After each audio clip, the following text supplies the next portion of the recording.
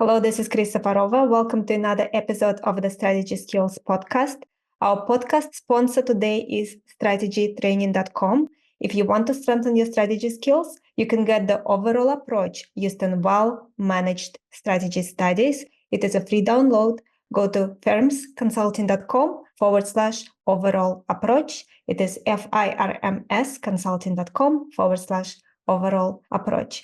And if you are currently updating your resume, if you're looking for another opportunity, you can get McKinsey and BCG winning resume example. It is a resume that got offers from both firms. You can get a free download at firmsconsulting.com/resume PDF. And today we are speaking with Pete Steinberg. Pete has more than 20 years of experience as an elite rugby coach. Very few people can say that. Coaching the USA Women's Rugby team at 2 World Cups and the Rio Olympics. And he's also president of Innovative Thought, a business consultancy focused on leadership and organizational development, and has extensive experience consulting with top Fortune 500 professionals. Pete, welcome. Thank you. I'm excited to be here. So how do you help executives? And I kind of jumping into your work with executives, but at some point I still want to talk about your work as a coach. But let's start. Sure. One of the most important things we do as leaders is we want to contribute. And so my first question to you is, how do you help executives deliver the best performance they're capable of? Kind of a broad question, and you can take it where you think will be most valuable for our listeners. Yeah, I mean, I would say that if you said, what was the number one thing that I help executives do, I think it's around the concept of intentionality. So one of the challenges that we have in the modern world is we don't have time.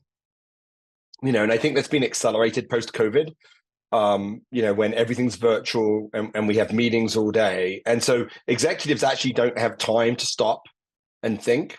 And so things tend to lots of things become implicit. So the way they lead becomes implicit, just happens. The way they run their teams become implicit, that just happens. And so helping executives be really intentional about how they spend their time is probably the fundamentals of the way that I work with my clients. Intentional. So if we dig a little bit deeper, for someone who has a packed schedule, and they have so many responsibilities that they struggle to sleep at night because of all the stress. What would be some of the first steps you will take with them, working with them to help them be more intentional? Well, it's funny, as an executive coach, when I come in and work with senior executives, the hardest thing is actually to find time on their calendar for them to meet with me. So it's they're like, oh, I need help. And we're like, when can we meet? And they'll say, 4 months from now, I have some time on my calendar. And I said, this isn't going to work. So we actually, normally the very first thing I have to do is we have to just create time for them, partly to meet with me, but also for them just to think. And so there's a couple of strategies that we take getting into finding time. So one is we take a shotgun to their calendar, so that we start on Monday and we stop and we look at the week and we say, which of the meetings do you have to be in, right? These are meetings that you don't have control of. Often it's the boss or it's corporate meetings, or those stay on the calendar. And that's normally like a third of your time is normally things you don't have control over. Then the other 2/3 you actually have control over. And so the question becomes, and this is the challenge that we have. And I think as humans, we just have really strange views of time. So, if someone comes to me and says, oh, I want to sell you something, I'm a vendor, and they say, can you meet next week? And I'll say, oh, no, my calendar's booked next week. And they'll say, what about next month? And I'll say, oh, yeah, I have time next month. But actually, the week before that time, my calendar will be booked. Like, my calendar is always booked. And so we have this weird sense of time. So you go through, on Monday, you go through the calendar and you say, which of these meetings am I required to be in? And which of these meetings do I absolutely have to be in? In other words, if I am not in this meeting, it can fail. And then the rest, it becomes, all right, do I have to be in those other meetings? And actually, when you list it as, if I'm not in the meeting fails, there aren't that many. There aren't that many of those meetings. Like other people can run them. Often you're in the meeting because of your position. I worked with a client, C-suite executive on a Fortune 500 company.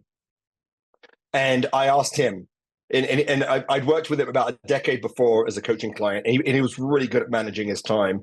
And I said, how do you decide if you're going to be in the meeting? And he said, I'm only in meetings that move the stock price. If the meeting is not a decision that needs to, if it's not a discussion that's going to move the stock price, I am not in that meeting. And I've taken that away with me, and I've asked my clients, at the top level, like, how important is this? Like, what is it? How much do you value your time? Are you in the meeting to make it 2% better? To make an idea, is that worth your time to make it 2% better? And so that's the first thing we do, is we find time in their calendar by being really ruthless about how they spend their time. My immediate thought on this example about stock prices, it limits you to short-term thinking. You're not thinking really 10, 20, 30 years into the future, even 100 years into the future, and thinking, how do you make sure that your company still thrives then? What are your thoughts? I would say that, so first of all, I think that's a good observation. But remember, what I'm trying to do is just find time for them, right, this week to meet. And so I agree. It's completely like the shotgun to the calendar is completely short term. It is not a solution to the problem. It's a mitigation to the problem. And the long-term solution to the problem is a really robust understanding about how the leader wants to lead and what they want to accomplish, and therefore where they should spend their time. So the long term takes time. The short term is it going to move the stock price? So I'm with you on that. I think that's a great observation that it's short term, but that's what it's designed to do. I was not referring to your approach, shotgun approach. Totally agree with that. For you to even find time to work with a client, you need to use it to create time, because some calendars are fully booked. I was just referring to that statement from one of your clients, the danger of that view. Yeah, it's interesting because, sorry, just to follow up on that, because when I work with CEOs of publicly traded companies, if business is good, they can look at the long term. If business is bad, they tend to work out they tend to work quarter to quarter. And that is I think that's a systemic issue that exists, particularly in the US. I think it's less of a challenge in some other places of the world, which is there's a lot of pressure in the short term for those publicly traded companies, and particularly for the CEOs that feel responsible for that stock price. Pete, so now that you created some space in client's calendar, then you can do deep work with them. And right. Love to start, if you're in agreement with that, is the principles. Because you mentioned in your book that you recently wrote that in your work as a rugby coach, you realized that the team needs principles that will guide the kind of moves they choose to initiate and how they respond effectively to attacks from the other side. So maybe we can take a step back and start with your career, kind of go to your time of being a coach. And how did you develop those principles specifically for your teams competing? And can you list and explain the principles? Yeah, I think so first of all, thank you for reading the book. I appreciate you, Chris, reading the book. I coached at Penn State, the Penn State Women's Rugby team, for 19 years. And we won 10 national championships. I coached a couple of men's teams to national championships too in that time. And then from 2011 to 2017, I was the head coach of the US Women's 15s team, and also got a chance. I coached at 2 World Cups and got a chance to coach at the Rio Olympics. And, this is actually interesting. Before I get to principles, I'm going to go back to time. One of the things that I think coaching at an elite level teaches you is the value of time. When we were leading up to the 2017 World Cup, and those games were happening in August, we played Canada in April. And national teams come together for like events, and then they disappear. So we played Canada in April. We played them in San Diego. And then we had about 6 weeks together before we went to the World Cup. And we sat down and we found something out when we played Canada, which is we're too high in contact. So in all contact sports, the low person wins. It's physics. If I'm lower than you, I can knock you back. If you're higher than me, you don't have as much power. So we worked out we're a little bit too high in our contact. And we looked at our schedule and worked out in that 6 weeks, we had 27 minutes that we could spare to work on this issue. Because that's how detailed the time that you have. So when you're at the elite, sorry, yeah, Chris? Sorry to interrupt, just for listeners who are not following this particular game, could you just explain the issue so that they can then have context to understand the solution? Absolutely. So in rugby as a contact sport, it's a full tackle sport. So I have to tackle someone with the ball. And if they get lower than me with the ball, I can't generate power and they knock me back. But if I get lower than them when I tackle them, I knock them back. So whether you're the ball carrier or the tackler, you want to be lower. And that's a technical issue that takes probably a lot of reps to change from an elite athlete. And so that was like down to the minute. We have a certain amount of time that we have on the field. We have more time and more flexibility in the meeting room and with video because it's not as physically taxing, although you have to be careful of the mental burnout. And so on the field, we had 27 minutes before we played our first game. That was it, right? And it was broken up into like 8 minutes here and 7 minutes there. So that's one of the things that taught me the value of time. It's like when you're going to play England and you've got 2 practice sessions before you play England, you have to be really intentional about how you use that time. And you have to make choices. And those choices get driven by your principles. And your principles are driven by how do you want to play the game? Like in every game, there is the way that other people play it and the way that you want to play it. And you should spend your time focusing on the things that help you play in the way that you play the game. Right. And so very simple example in rugby, and I'll try and do it for the non-rugby people, is that you have 2 choices in rugby. You can either go around the defense or you can go through the defense. If you go around defense, you do it with passing. You're not allowed to pass forward, so you have to pass backwards. So you do a lot of passing work. If you want to go through the defense, you go through with power. And so if you decide that you want to go through the defense and go with power, you spend less time focusing on passing. If you want to go around the defense, and that's your strategy, then you spend less time on power and going through contact. And so when you have those principles about how you want to play, they inform what you do on the practice field. And it is exactly the same as a leader. Not all leaders are different. They have different values that they bring. They have different purpose, different meaningful things that mean to them. They want to do different things in their roles. And so they need to build principles about where they want to spend their time based on how they want to win in their role. And so one of the challenges that we have is that we're very generic. An example would be, should every leader have weekly one-on-ones with their team? Now, the answer is no, not every leader should have weekly one-on-ones with their team. It depends on how they want to lead. Some leaders who feel like that connection is really important to them, right? And having that connection is part of their leadership principles. Yes, they should have one-on-ones. For others, they want to lead their team differently. They shouldn't have one-on-ones with their team. Having one-on-ones with your team every week, maybe it's every month. Maybe you don't have one-on-ones. I recently worked with a leader where the outcome was she told her team, we're not going to have one-on-ones, but I will always be available for you. So instead of it being a leader-driven interaction, it's now a team member-driven interaction. And that approach of using that time was created based on how she wanted to lead. And so principles in rugby lead to how you manage your time in practice. Principles as a leader lead to how you manage your time in your calendar. Peter, do you remember how did you develop those principles for your team when you were coaching them? Yeah, so it's a great question, and there's probably 3 inputs that go into that question.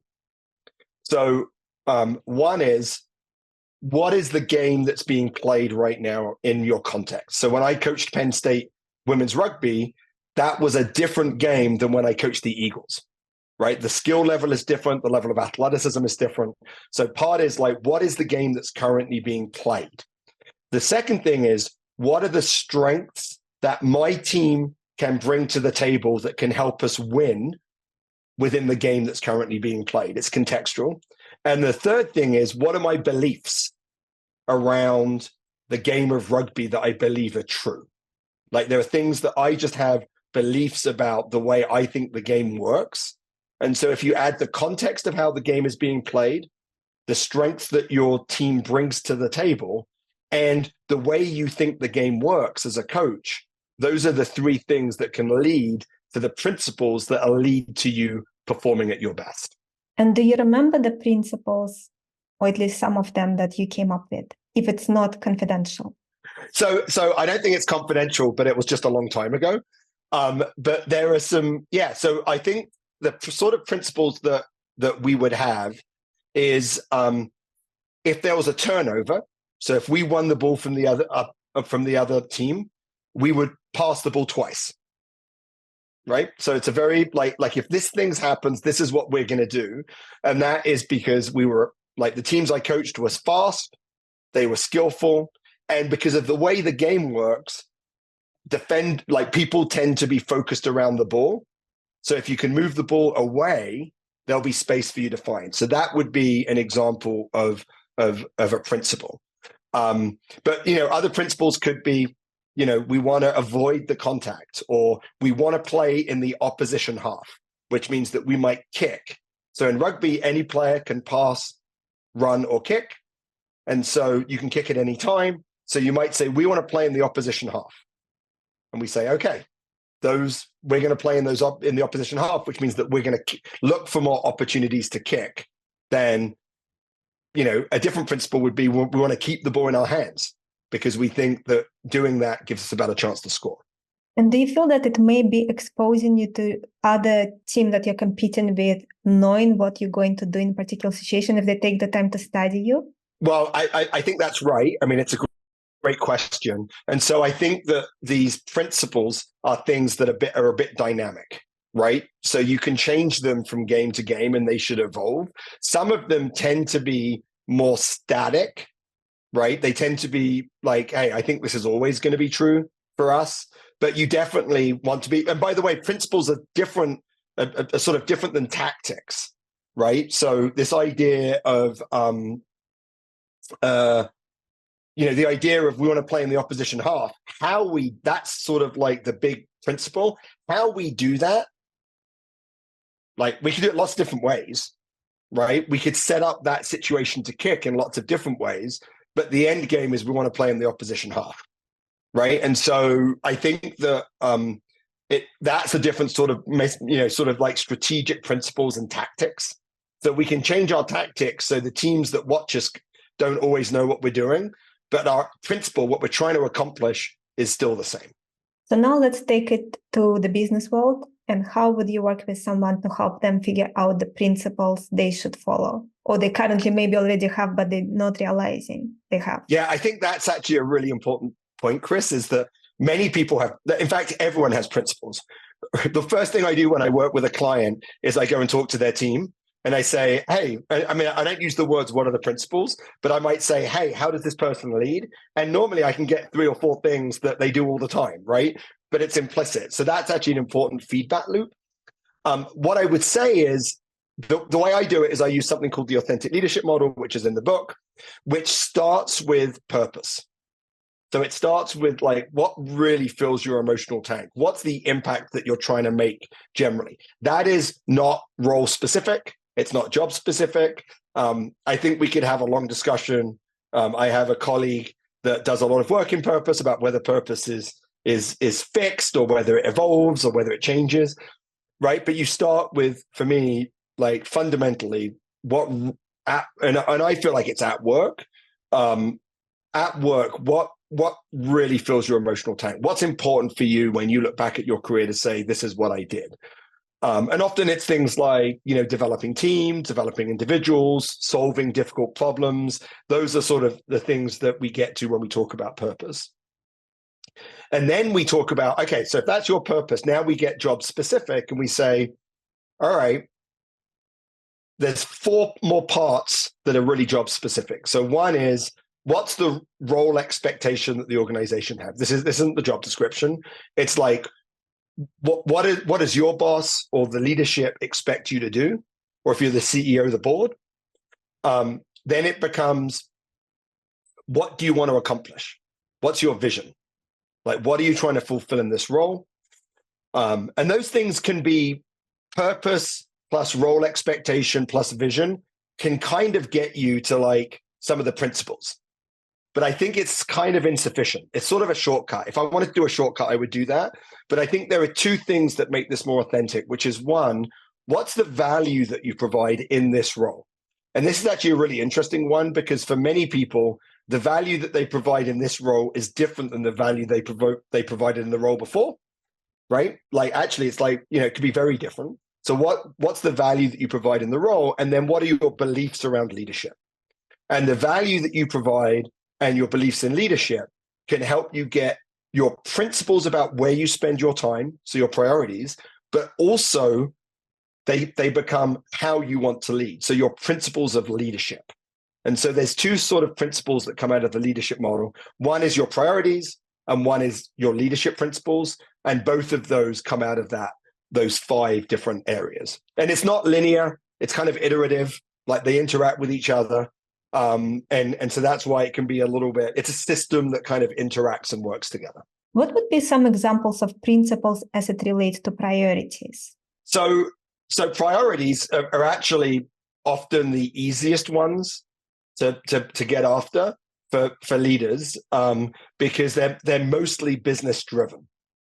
They can be, and they are a little bit different than your goals, right? So your priorities are different because if you're a leader, you have a team that's getting after your goals. So the priorities are really, where do I have the biggest impact? Where should I be spending my time that has the biggest impact as we try and meet these goals, myself as a leader and my team. So those things could be, it could be very, it could be very tangible, like business metrics, like growth, profitability. I don't like to have those in there because I think those are given. And those are normally sit in the role expectations. But it's often things like, so the priorities will often be things like, enhancing client relationships, right? So a priority is, I worked with the CEO of a global professional services firm, just was promoted, and his 3 priorities were, or his areas of focus were, engage with partners to help them drive their effectiveness, be out in the market, right, to build the brand of the business, and manage the board. And he said those were the 3 things that were most important to him. And what was interesting is when I first started working with him, I think he had 16 direct reports as the CEO. And so then he said, well, hold on, if these are my 3 most important things, like, why does the general counsel report to me? Why does the head of HR report to me? Why does the CMO report to me? Like, it was just really interesting. And we went through, and he actually ended up completely revamping his leadership team, creating a more robust COO role where a lot of the operations reported up through there, because his priorities, he said, these are the 3 things I want to do. These are the 3 things I want to focus on. And so that's a very, I think, powerful example of someone who can really change the way he leads based on where he wants to focus. Pete, and how do you help clients to figure out the right priorities and not miss something that can lead to tremendous pain down the road? No, it's a great point. So first of all, I would say there probably aren't right priorities. There's just different priorities. And so first of all is having the willingness to experiment, right, and to change. And so when I work with clients, it's a 6-month process. And they already start applying things as they go and learning. So they said, oh, okay, so I'm not going to be involved in this piece.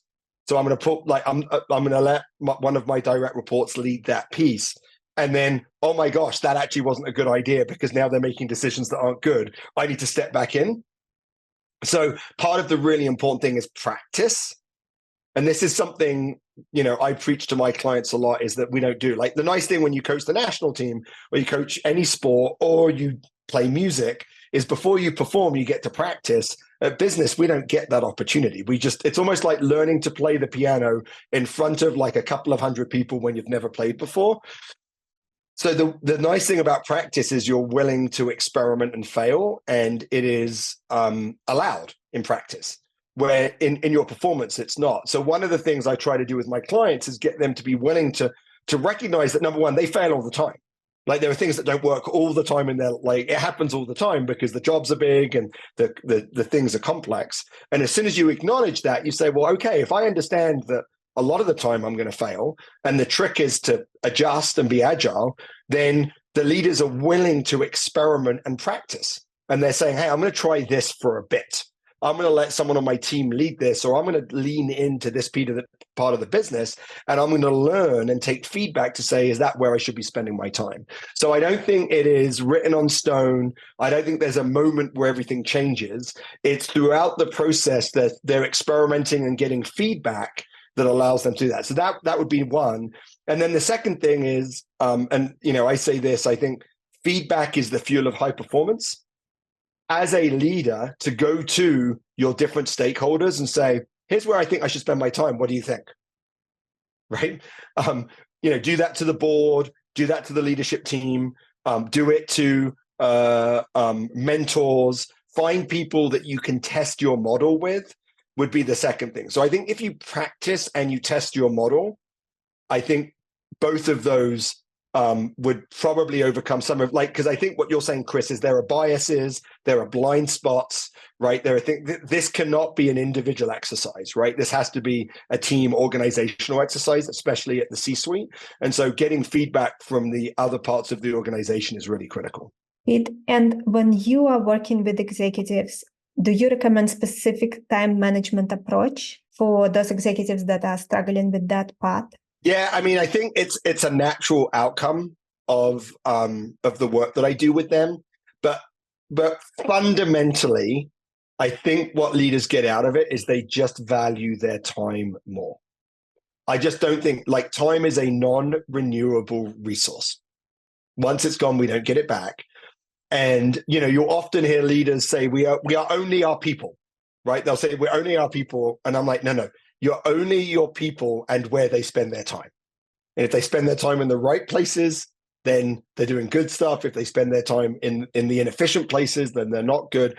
So the natural outcome of the work that I do with them is that they have their priorities. We do work where we take the last month of their calendar and we map it to their priorities. And we say, which of these map to your priorities? What does that mean about what you want to do differently? Often working with the chief of staff or the EA to say, here are the different things. Because some of the hard things, when I work with clients, there's often, there's definitely people that lose access, right, to this executive. There's a choice that says, this is not a group. There's another way this group can be supported that isn't through me. I recently worked with a C-suite in a large professional service firm, and she loved mentoring younger people in their organization. It was great. I mean, she's a woman. She liked mentoring. She was actually a woman of color, and so that was really important to her. But now she's at the C-suite. She actually doesn't have time to do that, even though so she had to find other ways. She had to find other support, for people that she'd been mentoring. And then she had to find other ways to have an impact with that group that wasn't these one-on-one hours that were extremely valuable to the individual, but not potentially a great return for the organization, right? And so you have to be really explicit, and you've got to be able to find ways so when you value your time, then you also have to communicate to your team and to the different stakeholders about how that time is going to change and what it means about access to your group. Pete, and when you work with a client and they basically reduce the amount of people that have direct access to them, the people who lose access, they don't just lose access, they lose power, they lose level of influence they had with an organization. How do you deal with that backlash? Yeah, I mean, I think that's the challenge. That's why like it can't just be, oh, I don't have time to meet with you. It needs to be, hey, I don't have time to meet with you, but here's another leader that does, right? There has to be a little bit of a handoff, or I'm not meeting one-on-one with these people. I'm going to meet in groups of 5, right? That saves me a lot of time. I still have access. It actually creates a better bond between that group of people that you're mentoring. So there's different ways that you can do it, but it's all about valuing your time. And just to say, for some leaders, that mentoring work is part of their purpose. It will be in their priorities. And that's okay. That's their choice, right? For this leader, it was one of those things that had to go away. So she had to find off-ramps where there was still support for that group with still senior leaders. And she still wanted to, like, there were people that she'd been mentoring for 10 years. So she didn't want to say, oh, I'm not talking to you anymore. So instead of meeting one-on-one, she met in groups of 5. That saved her 5 hours, right? Which is a lot of time for a leader. Well, 4 hours, I guess, if I did the math right. So 4 hours, which is a lot of time for the leader. And if that's 4 hours a month, that's a not insignificant return for the organization. And so you just have to find ways to mitigate it. When you're working with clients, what are the things that cause leaders to fail in implementing this? So, I mean, I was actually thinking about this the other day, and the reason why I was thinking about this was I had a potential client that I was talking to, and I was unsure about their commitment to change. So, often, not always, but often, an organization will reach out to me and they'll say, hey, we have a leader that's struggling and they need some help. And, I talked to the C-suite or the CEO, it's one of the leadership team, and that person's being told you need coaching. Okay, so that's not a great position to start with, right? And so, I always say, they're like, this person needs coaching if they want to make the next step, or, they've got some real challenges. And so I have to sit down with that person. I have to say, okay, like, I'm willing to work with you, but how open are you to really change? Because if you're not open to change, that's fine, right? That's your choice. There's not a judgment. It's just not worth my time or your time to have that conversation. So the first one is probably individual commitment to really change and really be a different leader. The second thing is it's very hard to develop an impactful leadership model that you can implement if the context around you is constantly changing. So it's very hard to lead, and when there's constant reorganizations, when there's stress in the system that's really creating a short-term focus, like you said before, Chris. And in those situations, often I come in and I'm saying, hey, yeah, we'll do this leadership model. And then I'm like, oh, okay, actually, you can't do this right now. We're just meeting and talking about how you survive the next month, right? There's things that are coming up that you need to deal with. You just have to do that. You can certainly begin to build some of those foundations in that process, but I think it's very, very hard if that dynamic, if it's such a dynamic organization, because things aren't going very well, that it's very hard for people to have some stability when things are dynamic.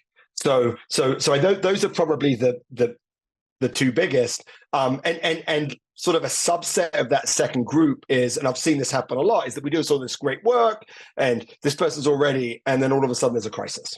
Now, the work that we do will have value in that crisis, but actually their ability to fully implement the model is damaged because they don't have the ability to be as intentional as they would like to be because there's something else going on that's taking their time. And so those are probably the three things. But like I said, when I work with clients and we're talking about it, I mean, I had a client that never finished the model because they're like, I got it. Like as we go through it, they're like doing things, we're testing things. I get it how it works. And so they finished it intellectually. They knew how they wanted to lead. I mean, I like to have them write it down because I think it becomes something they can reflect back on. But literally, like, no, you'll get paid the full amount, but I've got it. And I'm like, yeah, I think you do. Like, you get it. You know how you want to lead. You know where you want to spend your time. We don't need to talk anymore. And that's sort of like a little bit of the downside of my business model, is that my goal is that like they never call me again, because they understand how the system works so well that as things adjust, they can make adjustments. When you help clients identify the priorities, do you set a maximum kind of number of priorities they can actually have before? I mean, you have good questions, Chris. Yeah, you have good questions. I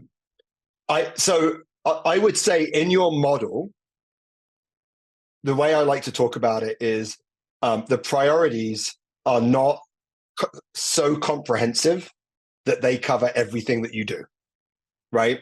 The priorities are about, where do I want to lean in, right?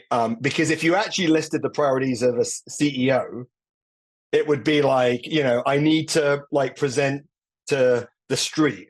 I need to manage the board. I need to do like there's too many. So what I like to talk about is like, it's not these are the only things I'm going to do. It's like, when I have choice, these are the things I'm going to choose to spend more time on. And I think that's the real critical piece of it. So it's really about leaning in. And to me, maybe 5 might be too many. I might prefer 3. Like say, here are the 3 things, and it's dynamic. So over the next 6 months, here are the 3 things I'm going to focus on. And 4 months in, you might be like, actually, something else has come up. Okay, can you add it? You take something out? Like, it's sort of where it's a bit the art and not the science. So I think probably 3 is where I like to go. If you want to do 4, I think you can do more than 2. 5, you would have to be a very well-developed leader to do that. And let's say someone picks 3, you help them pick 3. How much time ideally they should dedicate to it? I mean, I don't think more. What I would say is they need to dedicate more time on those. How much? I mean, that's going to vary. But I think the goal is, if you have those 3, it's like, how do I spend more time on these 3 things? Because remember, that will get me to my vision, the things that I want to accomplish in the role. It will help me meet the expectations of the organization, and it will fulfill me because it meets my purpose, right? It's authentic because it's based on the value I provide and my leadership beliefs. So it's really just, how do I spend more time on these? And that's where I talk about, when you have discretion, this is what I spend time on. And that's probably the best way of really, describing the amount of time. Pete, and in going through this process, which piece of the model is the hardest usually to put together? I think the hardest thing probably to put together is, well, the 2 hardest things are the value that they provide and their leadership beliefs. The value they provide, because often I work with clients in transitions, like they just became the CEO. And so what happens is that the value that you provided as a president of a business unit, and by the way, or the head of a function. Actually, I worked with a CEO recently who came up through marketing, and so they felt like the value they provide was marketing expertise. Like, no, you're the CEO. That is not the value you provide. Even though you spent the last 25 years becoming an expert in marketing, and even though you were promoted into this role because you are really good at marketing, the value you provide is not marketing. You now have a head of marketing. That's the value they provide. So that transition can be really difficult because it's often wrapped up in self-identity, right? It's wrapped up in expertise. So that transition can be really difficult. The second one that's really hard is leadership beliefs. And leadership beliefs can be difficult because people really have to be metacognitive to understand why they believe something. And so, I had a client who, one of their leadership beliefs was, my teams need to have fun to be great. Okay. Why?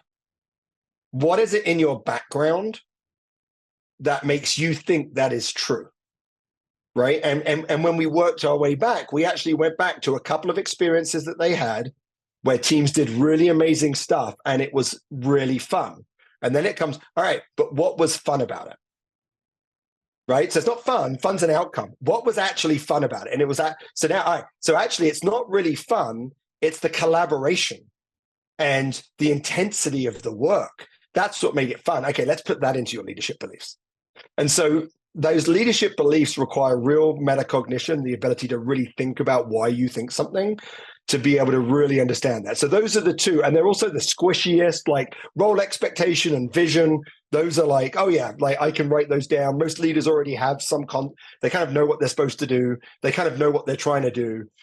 But the value that you provide and the leadership beliefs are probably the hardest ones for them to come up with. Pete, and which elements need to be clarified before you can settle on priorities? So I think, yeah, it's a great question. I think on priorities, on your focus, you really need clarity around what your role expectation and your vision is. And these are things where you need to socialize those, right? I actually worked with, and you know, there's a number of these case studies that are actually in the book, but I worked with a professor who just became the managing editor of a very big publication in his field, and he was in leadership shock. He really didn't know how to do the job, and so when we said what's role expectation, he had to go to the board and be like, I think this is what my job is. Is this what my job is, right? Or like this is what I propose. So you need to, both in the role expectations and in the vision, those need to be socialized, and you need to be like, hey, this is what I think you expect of me, and here's what I'm trying to do. Do you guys agree? And those are the two things that really have to be aligned to those focus. Because if you don't get those right, then your focus areas are going to be off, and then you're not going to meet the expectations of the organization, or you're not going to get where you want to go on your vision. Do you see clients getting stuck at the socializing step? Yeah, and especially when you've got multiple stakeholders. So the challenge with a board is it's not a single entity. So different board members can be challenging. And so there may need to be some time invested in a little bit of stakeholder analysis to say, who do we really need to get on board with this? Or who has some of the experiences and expertise that can help me refine this? And so that's definitely something that is an important part of it. So it's not like, hey, go off and socialize. It's like, who are the key people that need to be on board, and who can we learn from? And let's go socialize it with them. And then when it goes to the board, or when it goes to the leadership team or to the CEO, it's been kind of like, it's had a couple of influencers that have seen it that can support it. And when you work with clients, do you also look at their personal life, and how do you make sure that it all works together? So, I mean, this is sort of some of the discussions I have with some of my colleagues. So in my work, I'm very focused on the professional role. In the authentic leadership model. As a coach, as an executive coach, I move outside of that.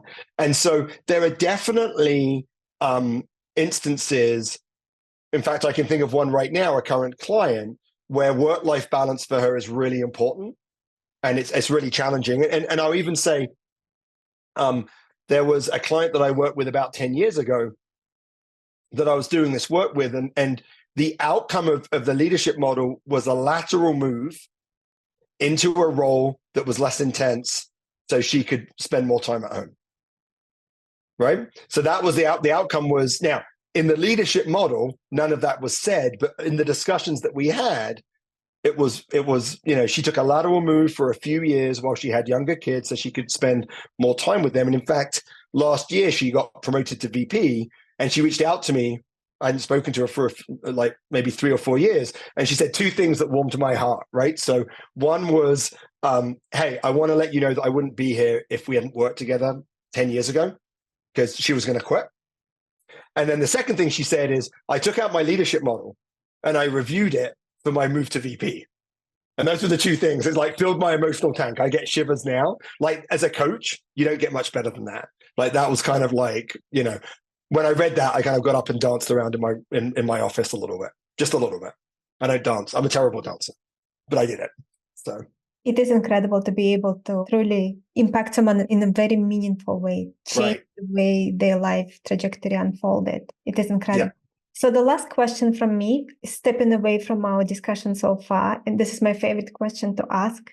Over the last few years, what were 2-3 aha moments, realizations that really changed either the way you look at life or the way you look at business? Yeah, so So that's really interesting. So one is being exposed to vertical leadership development, and this is changing. You know, I wrote the book about pre-COVID, and COVID kind of got in the way of the publication. So I'm already evolving it as we go. And one of the things is this idea of vertical leadership development, which is it's about leadership aperture. It's your ability to take and think about things in a broader way. And as you become more mature as a leader, your aperture widens.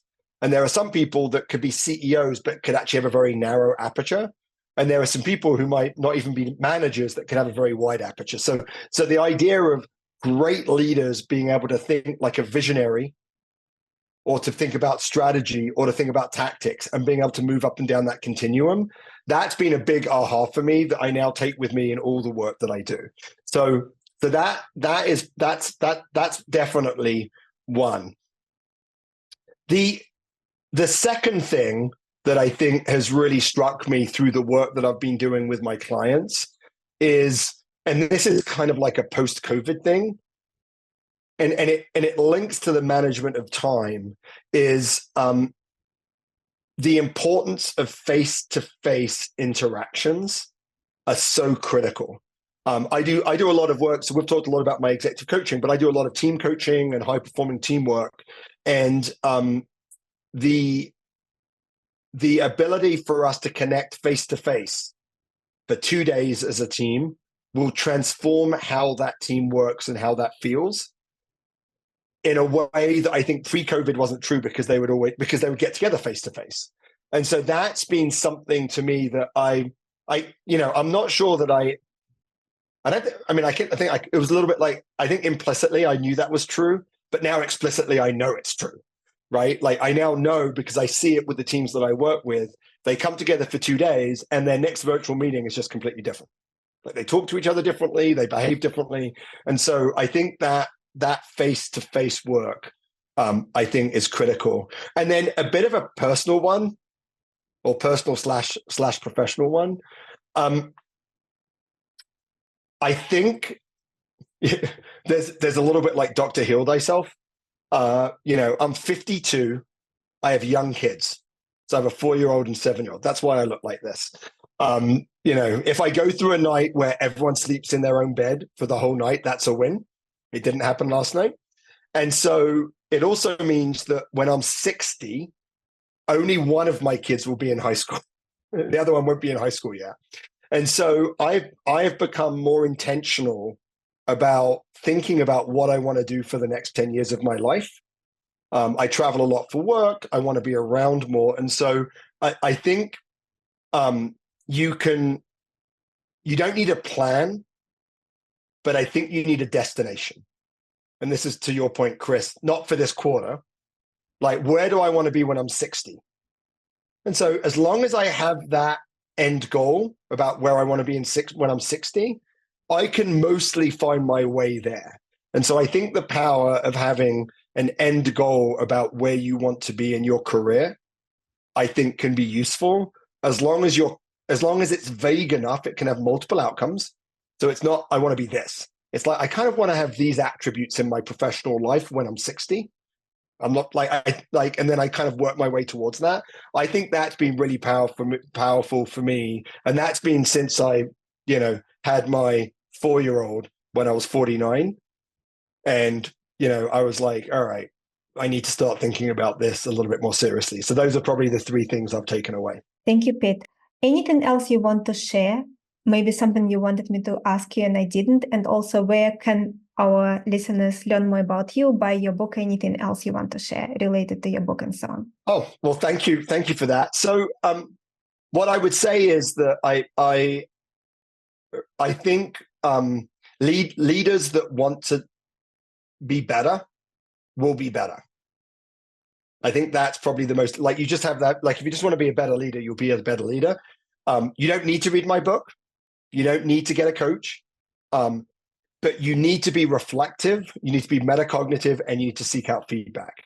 So if you're a leader and you're really thinking about why you think about things, right, then you can be more intentional. And then if you seek feedback, you will always improve. And I think those are probably the things that great leaders do, and they don't need coaches to do it. However, if you would like some help, you can find my book. It's Leadership Shock. You can get it on Amazon.